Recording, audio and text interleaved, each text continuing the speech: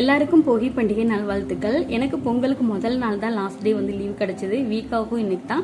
So அதனால கொஞ்சம் கொஞ்சமாக க்ளீன் பண்ணது மட்டும் அப்படியே இருந்தது. பட் லாஸ்ட் நாள் வந்து வீடு மாப் போடுறது, பெட்ஷீட்லாம் க்ளீன் பண்ணுறது, டீப் க்ளீன் பண்ணுறது, அந்த மாதிரியான எல்லா வேலையுமே இருந்தது. ஈவினிங் 6 மணிக்குள்ளே காப்பு கட்டிடணும் அப்படின்னு சொன்னாங்க. பட் காலையிலேருந்து என்னதான் நம்ம பிஸியாக வேலை செஞ்சாலும் அந்த கடைசி டைமில் வந்து ஹரிபரியாக வேலை பார்ப்போம் பார்த்தீங்களா, அது வந்து செம்மையாக நம்மளை வந்து டென்ஷன் ஆக்கி விட்டுடும்.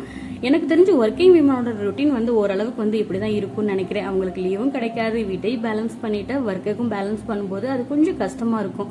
ஆனா இந்த டைம்ல நமக்கு என்ன தோணும் அப்படின்னா, வீட்டில் நமக்கு யாராவது சப்போர்ட்டிவா இருந்தா நல்லா இருக்கும் அப்படின்னு தோணும். ஒன்று மாமியார் இல்லைன்னா அம்மா யாராவது இருந்தால் நல்லா இருக்கும் தான் தோணும்.